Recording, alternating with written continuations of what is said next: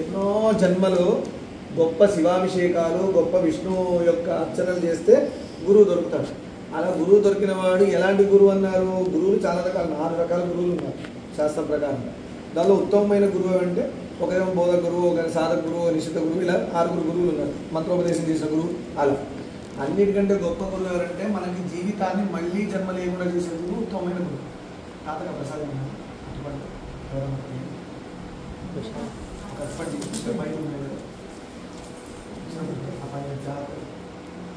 అయితే మనకి ఎవరు గురువు? ఉత్తమమైన గురువు. దీనిలో అందరు గురువులు కరెక్టే. గురువు పదవే గొప్పది. మనకి జ్ఞానం ఇస్తుంది.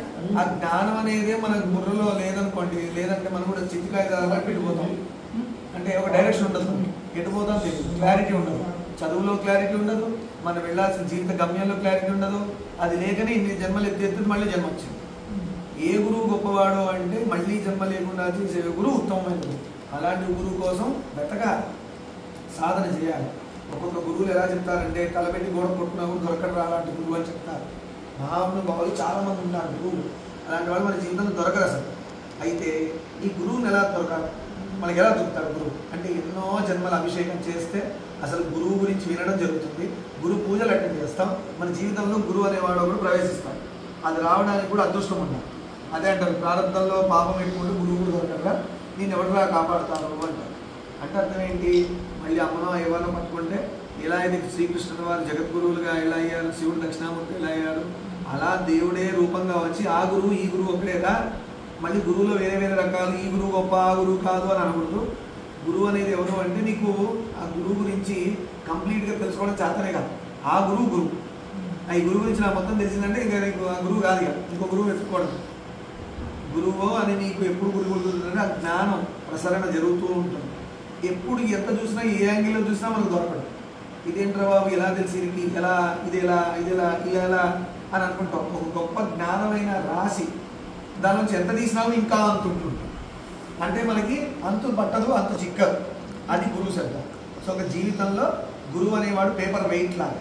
ఆ పేపర్ ఎగిరిపోకుండా అటు ఇటు ఆ బరువు మన మీద ఉంటే సరిగ్గా ప్రయాణం చేస్తాం, గమ్యానికి వెళ్తాం. అందుకని గురువు అనేవాడిని జ్ఞానంతో పోలిస్తే బరువు అంటారు. ఆ గురువు శిష్యుడిని ఎలా చెప్పాలంటే తేలికగా అటు ఇటు పేపర్తో చెప్పామంటే ఒక డైరెక్షన్ వెళ్ళిపోతాం. గురువు దొరికాక డైరెక్షన్. అదే ఇంకో ఎగ్జాంపుల్ ఎలా చెప్తారు, ఒక నావను నడిపేవాడు గురువు. అందుకే సత్సంగా నౌక సాగిపోతుందని పాట వచ్చింది. ఒక జ్ఞానం నేర్పేవాడు గురువు. ఆ నావలో మనం ఎక్కి కూర్చుంటే చాలు. ఆ సత్సంగం అనే నావలో మనం ఎక్కి కూర్చోవాలి చాలు, ఆయన తీసుకుపోతాడు. మనకి ఎందుకు? అదే అంటారు, ఏవేవో వాటిలో నమ్మకాలు పెట్టుకున్నావు కానీ నీ గురువు మీద నమ్మకం పెట్టుకో, ఆయన తీసుకుపోతాడు. నీకు ఎందుకు టెన్షన్? ఏవేవో వాటిలో నమ్మకం పెట్టుకుంటాం. అది అయిపోతుంది, ఇది అయిపోతుంది, నిద్రపోతాం, పొద్దున లేస్తామని నమ్మకం మీదగా పడుకుంటున్నాం. మరి లేదంటే నిద్రపోగలవా? రాత్రి పడుకున్నాక మన ఊపిరి ఎవరు ఆడిస్తాడో తెలియదు మనకి. మనమైతే ఆడించట్లేదు. కానీ పొద్దున ఏలమ్మ నమ్మకం నీకేంటి? పొద్దున్న లేస్తానని నమ్మకంతో పడుకున్నావు కదా. అంతకు మించిన నమ్మకం నీ గురువు మీద ఉంటే దేవుళ్ళందరూ మన లైన్ కడతారు. అయితే గురువును గుర్తుపెట్టినప్పుడు ఒక్కొక్కసారి మనకి మాయ ఒకటి ఉంటుంది. ఎప్పుడైనా పరమాత్మే గురువు అయినప్పుడు మాయ మధ్యలో వచ్చి మనల్ని ఎన్నో పరీక్షలు పెడుతూ ఉంటుంది. పరీక్షలు అంటే గురువు నుంచి దూరం చేసే విధంగా, గురువు నుంచి ఎంత బాగా పట్టుకున్నాడు, గురువుని ఎంత బాగా మీరు పట్టుకున్నాడు టెస్టింగ్ నడుస్తూనే ఉంటుంది. గురువు ఎలా ఉంటాడు? ఇప్పుడు మా గురువు గారు ఉన్నారు, ఆయన ఆఫీస్కి వెళ్ళారు, గవర్నమెంట్ జాబ్ చేశారు, రిటైర్ అయ్యారు. ఆయనకి 3 పిల్లలు. ఆయన కూడా చాలా కష్టం మీద పిల్లల్ని పెంచారు. ఎందుకంటే అప్పట్లో శాలరీ తక్కువ, గురువుని తీసుకురావడం చాలా గొప్ప. అందులో కష్టం అని ఎందుకు అనాలి? సాధన నడిచింది, భజనలైనవి, సప్తాహాలు చేశారు. ఒక్కరోజు కూర్చొని 12 గంటలు హరిరామంటేనే మేము మెల్లిగా తిరిగిపోతున్నాం. ఆయన ఒక రోజంతా కూర్చున్నారు. నెక్స్ట్ డే మళ్ళీ మేలుకొని అన్నప్రసాదాలు పెట్టి మళ్ళీ పిల్లలందరూ బిడ్డలు కదా. గురువుకి శిష్యుడు అంటే కొడుకు, అమ్మాయి అయినా అబ్బాయినా కొడుకు కూతురు అవుతారు, ఇంక వేరే ఏ రిలేషన్స్ ఉండవు. అయితే ఈ మాయ ఏం చేస్తుందంటే గురువు నుంచి ఎంత వీడు గట్టిగా వీడికి గురి కుదిరిందని టెస్టింగ్ ఉంటూనే ఉంటుంది. ఆ మాయ ఎవరో కాదు, గురుపత్నే మాయ. అంటే శివుడి యొక్క మాయ పార్వతి, విష్ణువు యొక్క మాయ లక్ష్మి, బ్రహ్మ యొక్క మాయ సరస్వతి. బ్రహ్మ దగ్గరికి వెళ్ళాలంటే సరస్వతి మధ్యలో టెస్ట్ పెడుతుంది అమ్మవారు. అలా ఎవరి గురువు పక్కన మాయ ఎప్పుడు ఉంటుంది. ఉండి ఏం చేస్తుందంటే మనం టెస్ట్ చేస్తుంటాం. ఎలా టెస్ట్ చేస్తుంది? ఎగ్జాంపుల్, ఈయన గురువా, ఈయన ఇట్లున్నాడు ఏంటి, మామూలుగానే ఉన్నాడు చూడటానికి, సాదా సీదాగా, అసలు ఈయన గురువా అని అనుకుంటారు. దీనికి బెస్ట్ ఎగ్జాంపుల్ ఏంటంటే భాగవతంలో శ్రీకృష్ణుడు ఎవరు? పరమాత్మ. అది మనందరికీ తెలుసు. కానీ ఏం తెలియనట్టు గొల్లలతో ఆడుకున్నాడు పోయి. జగద్గురువు శ్రీకృష్ణుడు గొల్లలతో ఆడుకున్నాడా లేదా? కింద పడి పైన పడి దుంకారు, వీళ్ళింగి వాళ్ళు దింపుకున్నారు, వీళ్ళింగి తిన్నాడు, అందరూ ఒకడొకడు పూసుకున్నారు, దొంగతనాలు చేశారు, అన్నీ చేశారు. ఖచ్చి ఈయన గురువు ఎందుకు పెట్టాడు అని అంటావా? అంటే గురువు అనే ప్రాసెస్ బయటది కాదు, అది సాధన లోపల. గురువు లోపల సాధన బట్టి మనం గ్రహించాలి, కానీ బయట నడవడిక బట్టి గురువుని మనం సెలెక్ట్ చేసుకోవాలి వద్దా? ఒక కోటీశ్వరుడు గురువు ఉంటాడా? చెప్పడం కష్టం. ఒక బికారి ఉన్నాడు అనుకోండి, ఏమీ లేదు అని గురువు కాడు అని చెప్పగలవా? కష్టం. గురువు అనే సాధన ఇంటీరియర్ ప్రాసెస్. అంటే మనం సాధన ఆయన చేసే, ఆయన మాట నడవడిక, ధర్మ మార్గం ఫస్ట్ ప్రయారిటీ. ఆయన మాట్లాడే ధర్మమై ఉంటుంది, ఆయన నడవడిక ధర్మమై ఉంటుంది, ఆయన వేదాలనే పట్టుకొని ఉంటాడు, ఆయన శాస్త్రాన్నే నమ్ముకొని ఉంటాడు. ఆయన ఇంట్లో ఉన్నా, ఆయన ఎక్కడున్నా, ఆయన తిరిగినా, ఏం చేసినా ఆయన మాట తీరు మొత్తం వేదం వేదం వేదం, శాస్త్రం శాస్త్రం శాస్త్రం. జీవితమే మొత్తం శాస్త్రమయంగా ఉంటుంది. ఆ గురువు మాట పట్టుకొని అక్కడ గుర్తుపట్టేయచ్చు మనం. ఒక్కసారి గుర్తుపట్టాక మనకు పరీక్ష స్టార్ట్. దత్తాత్రేయుల వారు ఉన్నారు, ఆయన ఇప్పుడు మన అష్టోత్తరం ఆయన వాదే చేశారు. దత్తాత్రేయ స్వామి వారు శిష్యులు ఒక్కడు ఉండలేడంట, అంత భయంకరంగా పరీక్షలు పెడతారు. ఎంతోమంది శిష్యులు ఆయన సాధన చేస్తూ చేస్తూ సాధనలో వాళ్ళు ట్రావెల్ చేస్తారు, కొన్ని చోట్ల ఆయన ఉన్నాడని చెప్పి తెలుస్తుంది అక్కడ సాధన చేసిన గురువు గురించి. ఆ గురువు ఏదో ఒక విధంగా చెప్తూ ఉంటారు. అలా శిష్యులు అడవుల్లో పోయి గురువు గారిని పట్టుకుందామని వెళ్తే దత్తాత్రేయ స్వామి వారు ఒక చోట ఇలా ఏమి రోగం వచ్చిన వాళ్ళలాగా ఏదో అలా కూర్చొని ఉంటారు, ఇలా బికారిలానే ఇలా కూర్చుంటారు. ఈ శిష్యులు గుర్తుపట్టి, స్వామి మీరే దత్తాత్రేయ స్వామి వారు, మా గురువు గారు చెప్పారు మీరు ఇక్కడ దొరుకుతారని అని చెప్పి శిష్యులు వస్తే, నేను దత్తాత్రేయుడు, నన్ను చూస్తే ఏమని అనిపిస్తుందా? అలా అసలు లేనే లేదు పోలికలు అని చెప్పేసి ఆయన ఏం చేస్తారు, ఇంకొంచెం అడవి లోపలికి వెళ్ళినట్టు వెళ్ళి ఒక అమ్మాయి మీద చెయ్యేసి చేతిలో బాటిల్ పట్టుకొని ఇలా తూతూ వచ్చేవాడిని.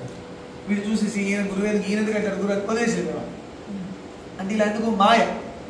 అంటే నీ గురువుని ఫిజికల్గా చూసి నువ్వు గురువు అని అనుకుంటున్నావా, లోపల నడిచే ప్రాసెస్ బట్టి నువ్వు గురువు అనుకుంటున్నావా అనేది ఇంపార్టెంట్. ఎందుకంటే ఫైనల్గా మనం రీచ్ అవ్వాల్సింది లోపల ప్రాసెస్ నుంచే, బయట ఏం లేదు. మనం వెతకాల్సింది లోపల. ఎంతైతే బయట ఉందో అదంతా లోపల ఉంది. ఆ లోపల ఉన్న దాన్ని బట్టి ఎప్పుడు స్టార్ట్ చేస్తావు ప్రాసెస్? బయట కూడా సరిపోతుంది మనకి. ఎప్పుడు నువ్వు లోపలికి వెళ్తావు, లోపల ఉన్న ప్రాసెస్ నువ్వు ఎప్పుడు కనుక్కుంటావు? సింపుల్, లోపల ఉన్నవాడే గురువు. ఎవరైతే నువ్వు ఆత్మ అంటున్నావో అదే నీ గురువు. ఎవరైతే నువ్వు బయట గురువుగా ఊహించుకుంటున్నావో ఆయనే నీ ఆత్మగా లోపల ఉన్నాడు. అందుకే శోషణ లోపల చేయాలి, శోధన లోపల చేయాలి. నీ గురువు ఎక్కడున్నాడంటే బయట ఉన్నాడు, లోపల ఉన్నాడు, అంతటా ఉన్నాడు. అది చెప్పడానికి ఏంటి అడ్డం అంటే ఒకటే ఒక అడ్డం ఉంది, ఈ శరీరం అడ్డం. ఈ శరీరమే మనకు అడ్డం. లోపల ఉన్న నా గురువు, బయట ఉన్న గురువు అంతా ఒకటే అని చెప్పడానికి మధ్యలో బౌండరీ ఏమొచ్చింది? ఇగో ఇదే అడ్డుపడుతుంది. లేదంటే ఇదే లేదనుకో, ఇది ఏమైంది? బయటికి వచ్చింది. లేదంటే బయటదే లోపలికి పోయి ఉంది. అర్థమైందా? డైలీ మనకు ఒక ప్రాసెస్ నడుస్తుంది. అండాండంబులు, పిండాండంబులు, బ్రహ్మాండంబుల పాటలో ఉంది సుబ్బలక్ష్మి గారు. అంటే ఏంటి? బయట లోపల వస్తుంది, లోపల బయటకు వస్తుంది అంతా. అంటే ఇక్కడ ఉన్నది అక్కడికి, అక్కడ ఉన్నది అంటే ప్రతిరోజు ఆత్మ పరమాత్మ లింక్ అవుతున్నాయి, మనం గ్రహించట్లే. ఏదో విధంగా ఆత్మ పరమాత్మ లింక్ అవుతున్నాయి. మనం ఎప్పుడైతే గురి కుదిరి మన గురువు గారు చెప్పిన మాటలు విని, గురువు అంటే జ్ఞానం, సింపుల్ ఒకటే, నీ జ్ఞానమే గురువు అయి ఉంటాడు. వేరే విధంగా నేను చెప్పలేము. ఆయన ఎలా ఉంటాడంటే ఆయన లైఫ్ స్టైల్ కూడా మనలానే ఉంటుంది చూడడానికి. ఎంతోమంది గురువులు లైఫ్ స్టైల్ చూడండి, వాళ్ళకి భార్యలు ఉంటారు, పిల్లలు ఉంటారు, గృహస్థాశ్రమం ఉంటుంది, బ్రహ్మచర్యం ఉంటుంది, వానప్రస్థం, సన్యాసం ఉంటుంది. కానీ ఆయన దక్షిణామూర్తి రూపంగా అయి ఉంటాడు లోపల. మా గురువుగారు దక్షిణామూర్తి రూపం. బయట చూస్తే భార్య, పిల్లలు, గోల, మళ్ళీ ఆడతాడు, ఫోన్ చేస్తారు, పాటలు అన్ని భజన చేస్తారు, నవ్వుతారు, మాట్లాడతారు, మనలాగా మాట్లాడతారు, అంతా మామూలుగా ఉంటుంది. మనలానే ఉన్నాడు అనుకుని వదిలేసిపోతే మూర్ఖుడు. అన్నాడు మనిషే అనుకున్నవాడు మూర్ఖుడు. నరుడిగా చూచినావో గురువును అని అందుకే అన్నారు. నరుడిగా గురువుని చూస్తే ఎప్పుడు నీ కృతార్థుడు కానీ మోక్ష దారిలోకి రావు నువ్వు అసలు. ఫస్ట్ నరునిగా చూసినావో గురువును కృతార్థము నందజాలము. గురువుని మనిషిగా అనుకుంటే వాడి జన్మలు వాడు పైకి రాడు, ఎన్ని జన్మలకైనా రాడు. ఈశ్వరునిగా చూచినావో గురువును, ఈశ్వరుడు అంటే నీకు ఇష్టమైన దేవుడు. అలా బ్రహ్మ పదార్థం ఎరుగవచ్చు. బ్రహ్మ పదార్థం అంటే ఏదైతే నీ లోపల ఉందో అదే ఉంటుంది. ఆ పదార్థం మనకు కనబడట్లే కానీ అంతటా ఉంది, మనకు టచ్ అవుతుంది, మనం ఫీల్ అవుతున్నాం కానీ రియలైజ్ అవ్వట్లే. ప్రాబ్లం అక్కడ వచ్చింది. అంతటా దాంతోనే ఉంటున్నాం. కృష్ణుడుతో ఆడుతున్నప్పుడు గొల్లలు పరబ్రహ్మమే పక్కన ఉన్నాడు. పరబ్రహ్మ అని తెలుస్తుంటే కాళ్ళ మీద పడిపోయేవాడు, కానీ తెలియకుండా ఆడిచ్చాడు. మరి ఈ మాయ ఎవరు చేశారు? కృష్ణుడే చేశాడు. కృష్ణుడు భార్య మాయ, ఆవిడే చేసిందంతా. శక్తే మాయ. ఆ శక్తి ఎక్కడి నుంచి వచ్చింది? పరబ్రహ్మం నుంచి వచ్చింది. ఆయనలోంచి వచ్చిన శక్తి ఆయన దగ్గరికి వెళ్ళినప్పుడు పరీక్ష పెడతాడు. ఎందుకు? స్టూడెంట్ పిహెచ్డీ రావాలంటే ఏం చేయాలి? ఎల్కేజీ సిలబస్ పిహెచ్డీ వస్తుందా? రాదు. ఆ సిలబస్ రీచ్ అవ్వాలి. అలా మనకున్న ఎడ్యుకేషన్ సిస్టంలోనే nursery, LKG, UKG, first class ఎంత కావాలంటే అసలు మెయిన్ సిలబస్లో ఎంత కావాలి ఉండాలి? Everyday is testing. అంటే ఇదంతా ఎందుకు చెప్తున్నామంటే ఒక గురువుని మనం ఎంచుకున్నాక గురి కుదరాలి. ఇక బ్లైండ్ అనమాట. నేను మా గురుగారి మీద గురి కుదరడానికి నాకు ఎన్నో ఏళ్ళు పట్టింది. మాయా అంటే తిరుగుతూ ఉంటాం. ఆయన ఎన్నో చెప్పారు, ఇది వద్దురా, అది వద్దురా, అలా చేయరా, ఇలా చేయరా, వింటామా? పట్టిపోయాం. తలకాయలు తగిలి బొప్పులు గట్టి మెల్లగా బుద్ధి వచ్చింది. ఏదో రోజు బుద్ధి అయితే వస్తుంది కదా, చెప్పి ఒక కర్ర తీసుకొని టక్మని వేస్తారు. అయితే దీనిలో ఒక గొప్ప సూత్రం ఉంది. దేవుడు అనుగ్రహించడం అంటే అమ్మా నన్ను కాపాడు అనగానే అమ్మవారు అనుగ్రహిస్తుంది. ఓకే, తదాస్తు, నీకేం కావాలో ఇస్తాను. దేవుడు ఆగ్రహించిన ప్రసాదం. ఆగ్రహించడం ఏదో పిచ్చి పని చేస్తే అమ్మ వేసి కొడుతున్నాడు. పెదవా నేను చేయొద్దని చెప్తే చేసావా అని ఆమె దుర్గమ్మ వేసి ఒక చెప్ప మీద వేసి కొడుతుంది. కొట్టగా నువ్వు ఏడ్చావు, మూల కలిగావు, మళ్ళీ ఎక్కడ పోవాలి? నువ్వు అమలకే పోవాలి. అలా గురువు శిక్షించినా లేదంటే అనుగ్రహించిన అంతా ప్రసాదమే. ఇక దానిలో కల్మషం ఏదో నీ మీద గ్రడ్జ్ పెట్టుకోనో, పర్సనల్ గ్రడ్జ్ పెట్టుకోనో. గురువు దగ్గర పర్సనల్ గ్రడ్జ్, పార్షాలిటీ ఉండవు. కానీ ఒకటి, ఎవరు ఉత్తమమైన శిష్యుడో వాడి గురి ఎక్కువ. అలాంటి గురువున్న శిష్యుడిని గురువు గట్టిగా పట్టుకుంటారు. ఎందుకంటే వాడిని ఈజీగా లాగేయచ్చు పైకి. చెయ్యి ఇవ్వండి గురువు గారు అన్నవాడు కదా, ముందు చేయి పెట్టాడు కదా, ఈయన వెయిట్ చేస్తుంటాడు చేయి పెట్టి లాగడానికి. ఆ చేయడానికి ఎన్నో జన్మలు అయిపోతుంది ఫస్ట్. అందుకనే అలాంటి ఉత్తమ గురువు గుర్తించుకోవడం ఏంటంటే సాధన మార్గం, చెప్పే విధానం, ఆయన ఏ సాధనలో ఉన్నాడు. అలా మాయ ఏం చేస్తుంది? ఈయన నీ గురువు కాదు, ఇలా ఉంటాడా నీ గురువు, ఇలాంటి లైఫ్ స్టైల్ ఎందుకుంటాడు, ఇలా చూడు ఆయన జీవితంలో ఎలా ఉందో, ఇలాంటి ప్రాబ్లమ్స్ నీకు ఉన్నట్టే ఉన్నాయి, నీకంటే ఎక్కువ ఉన్నాయి, ఇలా ఎన్నో మాయ చేస్తుంది. చేసి ఏం చేస్తుంది? ఈ జ్ఞానం నుంచి మనం ఏదో విధంగా దూరం పెట్టే ప్రయత్నం చేస్తుంది. కానీ ఏం చేయాలి? ఇది మాయా అని గ్రహించినట్ట. ఆ శక్తి ఎవరి కాదు? గురువే. ఇక మనకి నిజంగా ఆ శక్తి ఉంటే నేను ఎప్పుడో హిమాలయాల్లో ఉంటా, లేదంటే ఎక్కడో ఉండి పెద్ద గురువు గారికి శిష్యున్నా అయి ఉండేవాడిని. మా గురువు గారికి శిష్యుడు అయ్యేవాడు. ఇంకా కూడా మా గురువు గారికి నేను శిష్య ప్రయత్నమే చేస్తున్నాను. ఆయన యాక్సెప్ట్ చేయాలి కదా, ఒరే నువ్వు నా శిష్యుడు కదా. వారికి మంచి హృదయం, రాముల వారిలాగా మంచి హృదయం కాబట్టి మా గురువు గారు యాక్సెప్ట్ చేసి మంత్రం ఇచ్చారు. కానీ చేయాలిగా. అలా గురువు నుంచి ఏది దొరికినా గురువాక్యమే అమృతం. గురువాక్కు అమృతం. ఎందుకంటే ఎన్నో కష్టాలు ఉంటాయి. గురువులో అగ్ని బీజం రాముడి లాగే అగ్ని బీజం ఉంటుంది. అగ్ని బీజం, మా అమృత బీజం. మా మా మా మా అనే సౌండ్ వచ్చినప్పుడల్లా ప్రశాంతత వస్తుంది. అర్థమైందా?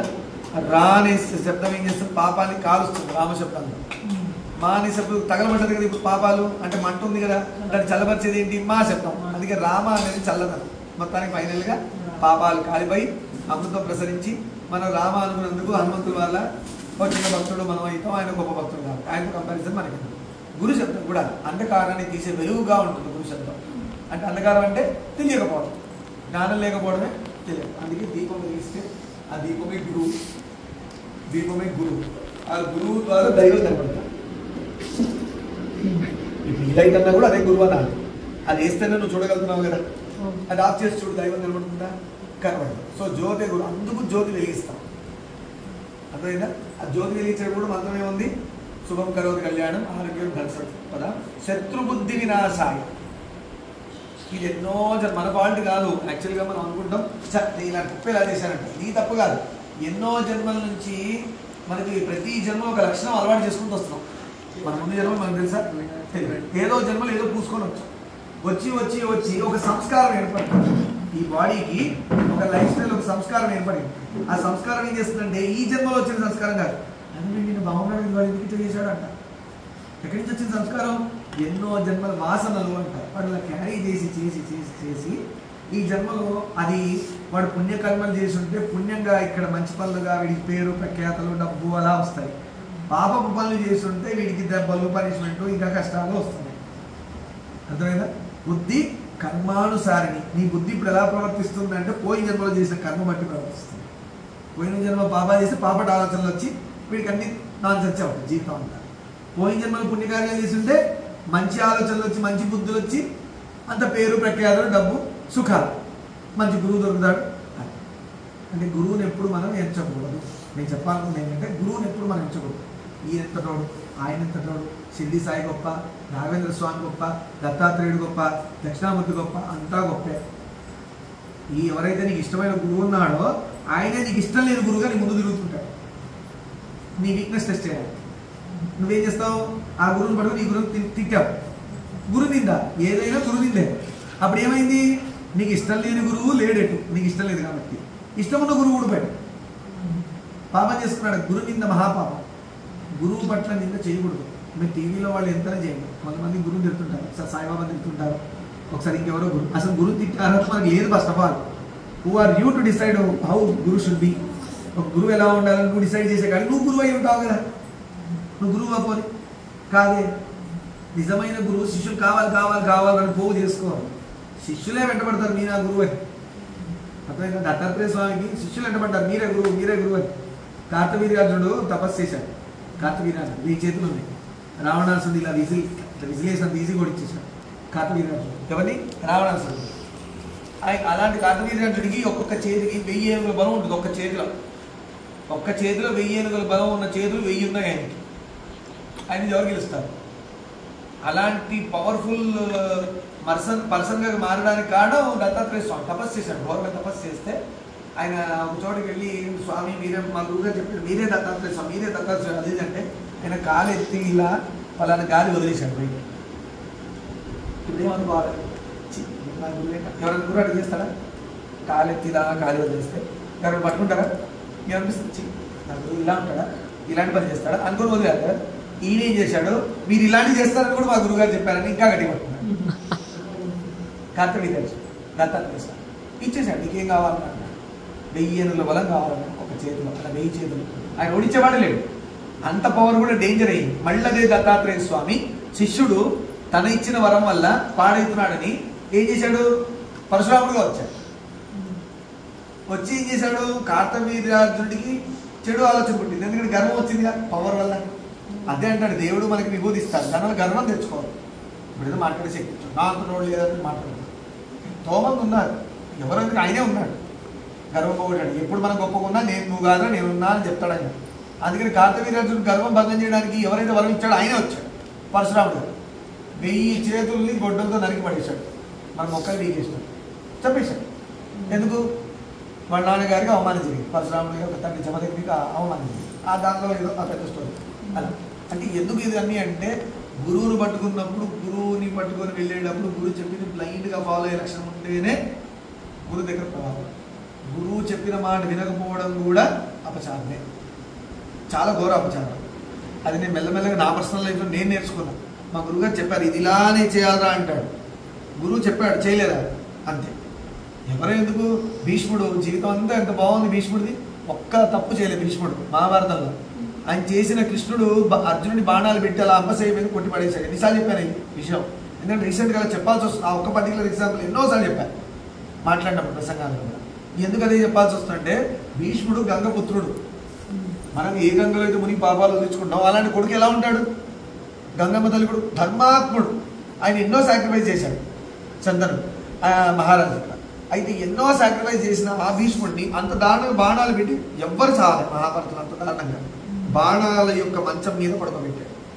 పొట్టి నిండా బాణాలు, అక్యుపంక్చర్ అంటారు అలా. భీష్ముడికి ఒకటి వరం ఉంది, ఆయన సొంతంగా ఆయన ఎప్పుడు అనుకుంటే అప్పుడే ప్రాణం వదలవచ్చు.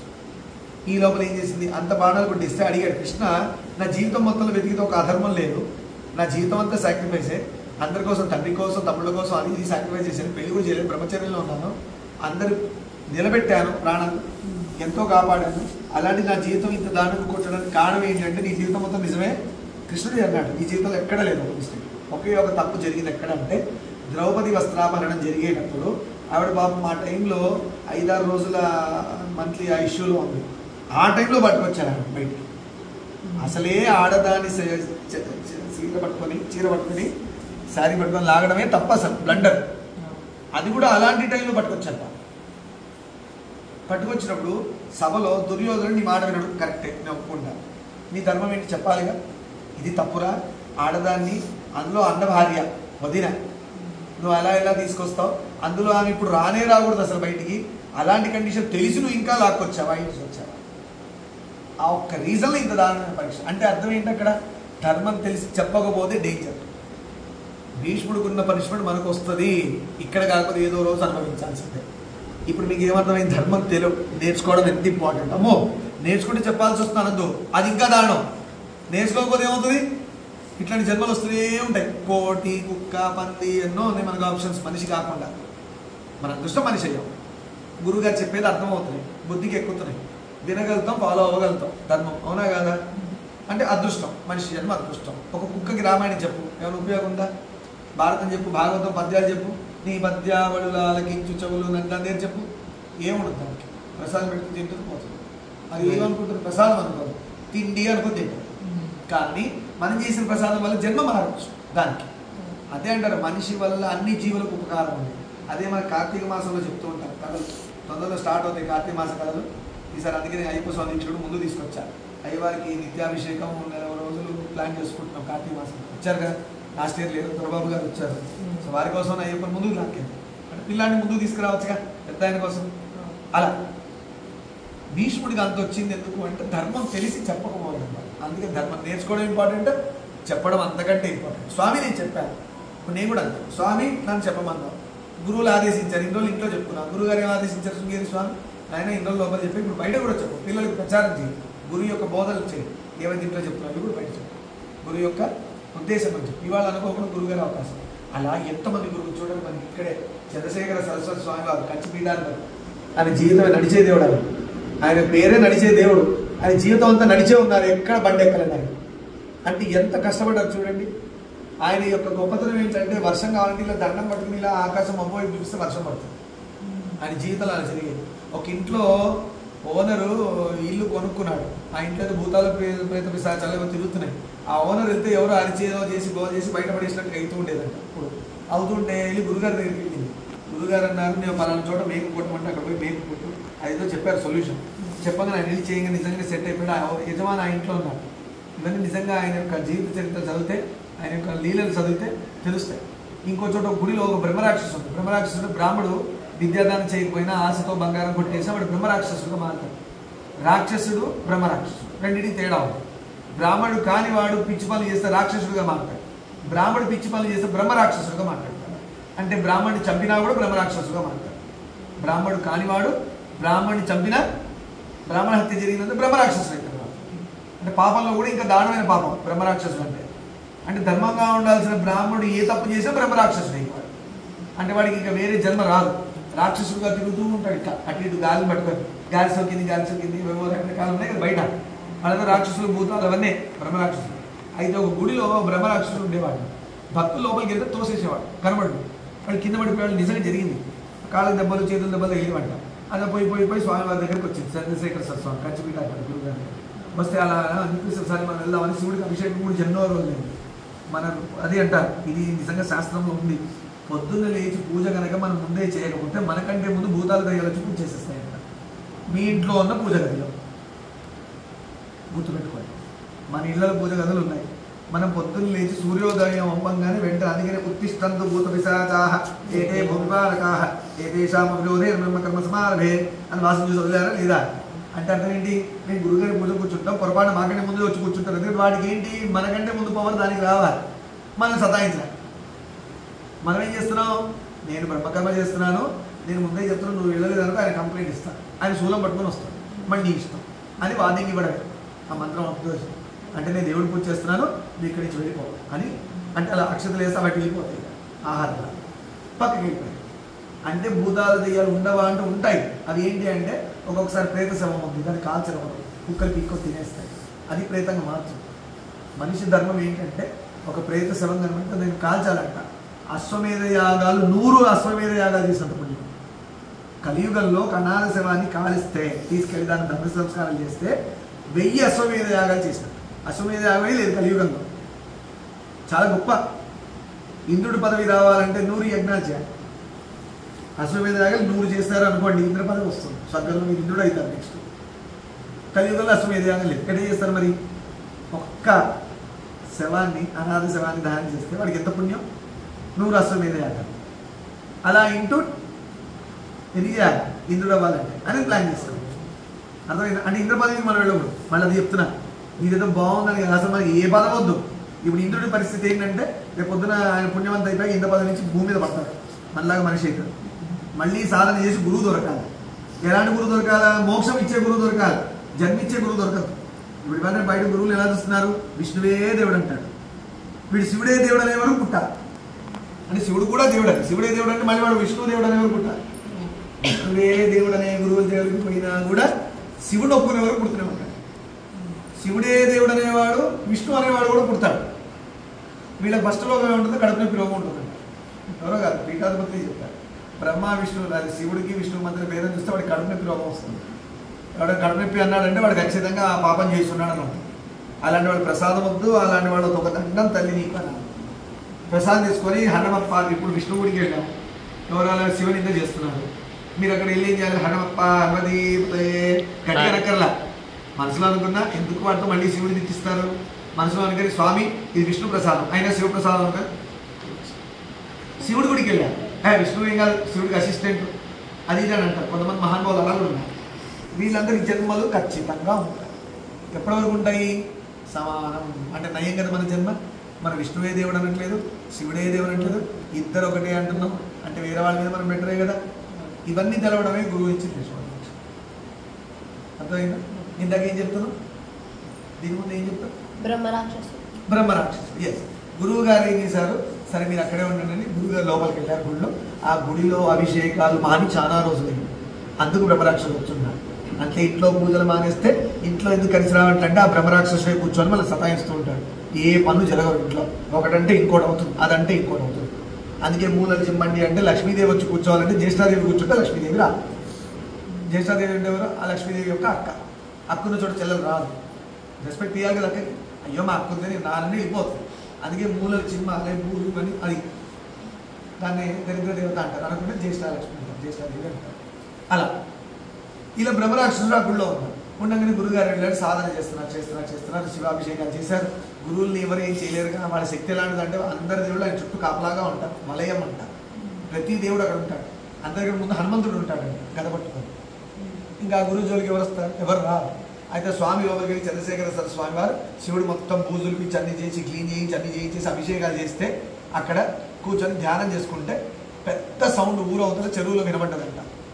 గుడి నుంచి 4 గెంతులు వేసిన సౌండ్, ఏదో పిడుగులు పడితే ఎలా సౌండ్ వస్తుంది అలా 3 సౌండ్లు వచ్చి చెరువు ఊరవతలు ఉన్న చెరువులో పడి వెళ్ళిపోయినట్టు సౌండ్ వచ్చింది. అంటే దాని ముందు ఏమైందంటే ఈ బ్రహ్మరాక్షసుడు స్వామివారితో మాట్లాడాడు. స్వామి నేను ఇక్కడ ఉంటున్నాను, ఏం చేయను, మరి మీరు వచ్చి ఇలా చేసేస్తే నేను ఉండలేను కదా. అంటే ఈ జనాలు వచ్చి శివుడు అభిషేకం చేసినట్టు ఇక్కడ ఉండకూడదు, వాటి అడుగులోకి వెళ్ళి ఉండాలి. స్వామివారు ఆదేశిస్తే బ్రహ్మరాక్షసుడు వెళ్ళాడు. 3 గెంతులు వేసుకొని నీళ్ళలో పడి వెళ్ళారు. ఇది చూసిన వాళ్ళు ప్రత్యక్ష సాక్షులు ఎంతో మంది ఉన్నారు. ఆ సౌండ్ నిలబడి అలా వెళ్ళిపోవడం, రాక్షసుడు ఈత పట్టుకుంటే వెళ్ళిపోయాడు అని. ఇవన్నీ గురువు లైఫ్ స్టైల్లో ఉన్నాయి. రాఘవేంద్ర స్వామి మనం చెప్పకండి కదా, గురువు మంత్రాలు. రాఘవేంద్ర స్వామి ఒక గురువు, శంకరాచార్య వారి భిక్ష, వారు చెప్పిందే అంతా. ఈ శంకరాచార్య వారు గొప్ప, వ్యాస గొప్ప అంటే వ్యాసుడే గొప్ప అని చెప్పాలి. ఎందుకంటే శంకరాచార్య వారు వ్యాసుల వారు ఎదురొస్తే సాష్టాంగ నమస్కారం చేశారు. అందుకే వ్యాస శంకరాచార్య అన్నారు, శంకర వ్యాస అని చెప్పకూడదు. శంకరాచార్యుల వారు వ్యాసుల వారిని గురువు అనుకుంటారు. ఎందుకంటే సాక్షాత్ విష్ణువు వ్యాసుడు. శివుడు అంశంగా వచ్చారు, సాక్షాత్ శివుడే శంకరుడిగా వచ్చారు. ఈ శంకరుడే శివుడు. ఒకరికొకరు రెస్పెక్ట్ ఇచ్చుకుంటారు. ఇది మనకి ఇంకా బుద్ధి రావట్లేదే. విష్ణువు శివుడి గౌరవిస్తారు, శివుడు విష్ణువుని గౌరవిస్తారు. మనమే కొట్టుకొని వస్తున్నాం మధ్యలో. వాడు గొప్ప వీడు గొప్ప అనుకుంటాం. మా గురువు గారు దక్షిణామూర్తి స్వరూపం, అరుణాచల శివ కొండ ఇక్కడ. అయితే గురు మార్గం ఇందాక అర్థమైంది కదా. ఎప్పుడు గురువుని మనం దూషించకూడదు, గురువుని డౌట్ పడకూడదు, గురువుని చూసి మనం లైఫ్ స్టైల్ చూసి మనం గుర్తించకూడదు. గురు సాధన మార్గం చూడాలి. ఆయన ఇంటర్నల్ ప్రాసెస్ ఏం నడుస్తుంది చూసి మనం దాన్ని పట్టుకొని నమ్మిపోతే అంతా చేయాలి అని చెప్పుకుంటే. వాళ్ళ రోజున వ్యాస పూర్ణిమ, వ్యాసుడి జన్మదినం. అంటే వ్యాస జన్మదినమే అని చెప్పకూడదు. వ్యాసుడి యొక్క పరంపర ఏదైతుందో సదాశివ సమారంభ వ్యాస శంకరాచార్య మధ్యమాస్మరాచార్య అందరు గురువుల పుట్టినరోజు ఇదే. రామానుజుల వారు ఇవాళ మన శంకర జయంతి అయ్యింది. అదే రోజు కూడా రామానుజ జయంతి అని చెప్పారు. అది అయితే అయ్యింది, కానీ గురు పూర్ణమే శంకర జయంతి అనుకోవాలి, గురు పూర్ణమే వ్యాస జయంతి అనుకోవాలి, లేదా రామానుజ జయంతి అనుకోవాలి. గురువులందరికీ పుట్టినరోజు ఇది. వాళ్ళ పర్సనల్ డేట్ ఆఫ్ బర్త్ అంటే ఏంటి అర్థం? ఇందాక ఏం చెప్పాం? మనిషిగా చూసినావో గురువును, అది గురువు. అర్థమైందా? నరునిగా చూసినావో గురువును. ఇక నువ్వు ముందుకు వెళ్ళవిగా. అంటే గురువు యొక్క డేట్ ఆఫ్ బర్త్ గుర్తుపెట్టుకొని వెళ్తున్నావు అంటే నువ్వు మనిషిగా చూస్తున్నావు.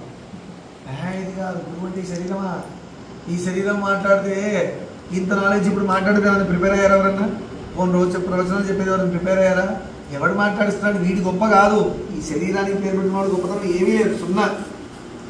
దీని లోపల బ్రహ్మ పదార్థం ఏదో గురువు శక్తి ఆయనతో మాట్లాడిస్తాడు, మనం దానికి రెస్పెక్ట్ ఇవ్వాలి. అట్లా అని చెప్పి దీని డమ్మీ పడకూడదు, ఎందుకంటే అది మాట్లాడాలంటే ఇది ఉండాలి. ఇప్పుడు మా గురువుగారు రూపం చూశారు, ఇదేం లేదు, లోపల బ్రహ్మ పదార్థం ఆయన గురువు గారు లోపల ఉన్నారు, సదాశివుడు దక్షిణామూర్తి లోపల ఉన్నారు, ఇదేం లేదంటే కుదరదు. ఇది ఉంటేనే అది పలుకుతుంది. అంటే అర్థం ఏంటి? దీనికి వాల్యూ ఇస్తూ దాన్ని పట్టుకోవాలి. దీన్ని పట్టుకుంటున్నాం మనం, దాన్ని పట్టుకోవట్లేదు, వదిలేస్తాం. గురువులు మొత్తుకునేదాన్ని ఒరే సరే దీని మీద రెస్పెక్ట్ ఉందిరా మంచిదే, కానీ లోపల ఉన్న పదార్థం ఏది మాట్లాడుతుందో దాన్ని పట్టుకో, ఇది ఏదో రోజు వెళ్ళిపోతుంది. వెళ్ళిపోయినప్పుడు అని అడుగుతాం, గురువు వెళ్ళిపోయి అంటాడు. మూర్ఖుడు. శరీరం వదిలేసిన గురువు బాధ అనిపిస్తుంది, ఎందుకంటే ఎదురుగుండి చెప్పే గురువు మాయమైపోతే మనకి చాలా బాధ అనిపిస్తుంది, ఏడుపు వస్తుంది, చాలా ఏడుస్తుంది. ఎన్ని జన్మలు ఏడ్చినా కూడా మళ్ళీ రాదు, ఎన్ని జన్మలు ఏడ్చినా రా ఒక్కసారి గురువు వెళ్ళిపోయాక. అందుకనే శరీరంతో ఉండగానే బాగు చేసుకోవాలి. అది మాకు లేటెస్ట్ తెలిసిన నా బుద్ధి అట్లా ఏడ్చింది. మా గురుగారు ఉన్నప్పుడు ఎప్పుడు పట్టించుకోవాలి, వెళ్ళిపోయాక నెత్తి నోరు కొట్టుకున్నా కూడా వేస్ట్, ఆ శరీరంతో ఇది రాడుగా.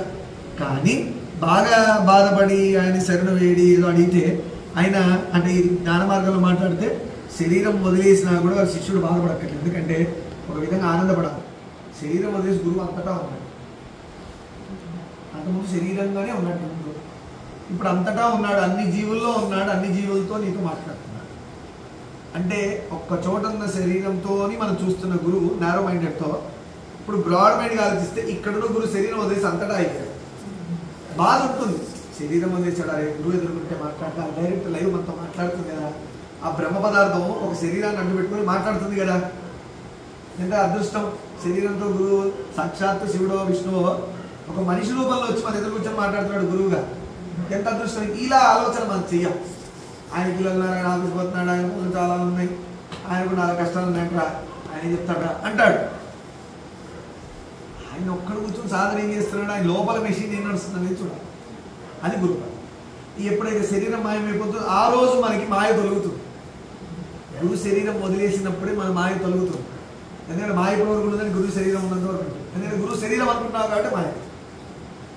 గురువు శరీరం వదిలాడా నీ మాయ పోయింది, సగం పోయింది. ఎందుకంటే మాయ గురువుతో పాటే అది వదిలేసి ఉండదుగా. మనం అంటే గురువుని వదిలేసి ఉంటాం, ఎట్లా పడితే అట్లా ఉంటాం. అర్థమైందా? మాయ గురువుకు దాసి ఎలా వదిలేసి ఉంటుంది? గురువు అయిపోయాడు, అది కూడా వెళ్ళిపోతుంది. ఎలా వెళ్ళిపోతుంది? అంతటా గురువులో కలిసిపోతుంది మాయ. ఇప్పుడు మన కళ్ళు తెచ్చుకుంటాం, కొంచెం మొత్తం తెచ్చుకుంటే మనం అలా గురువు అయిపోతాం. మనం కూడా కొంచెం తెచ్చుకుంటాం. ఇప్పుడు రియలైజేషన్ స్టార్ట్ అవుతుంది, నొప్పి గిచ్చుడు స్టార్ట్ అయ్యో ఉన్నప్పుడు నా ఎదురు కూర్చొని చెప్పారు హనుమాన్ చాలీసా చేయమని, ఒక్కరోజు చేయలేదు. ఎందుకు చెప్పారో నాకేదో దయ్యాలు బుద్ధలు పట్టుకుని నా బుద్ధి మార్చేసి దారుణమైన పరిస్థితి రాకుండా చేయమన్నా నేను చేయలేదే అని ఫీల్ కదా. చేయాలి కదా. అంటే గురువుకి ఎవరు ఇష్టం అంటే మాటలు విని ఆయన పొగిడేవాడు ఇష్టం కాదంట. గురువుకి ఇష్టమైన శిష్యుడు ఎవరంటే చేసేవాడు ఇష్టం.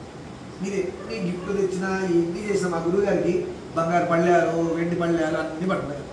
నువ్వు రామదానం చేసావా, మంత్రం చేసావా అని అడుగుతారు. ఫస్ట్ క్వశ్చన్ చేసావా, నవ్వుతూ హ్యాపీ. చేయనోడితో కూడా నవ్వుతూ మాట్లాడతాడు. అంటే చేయడం సాటిజం కాదు, ఆయన అందరితో నవ్వుతూ మాట్లాడతారు. కానీ మనకు బుద్ధి ఉండాలి కదా.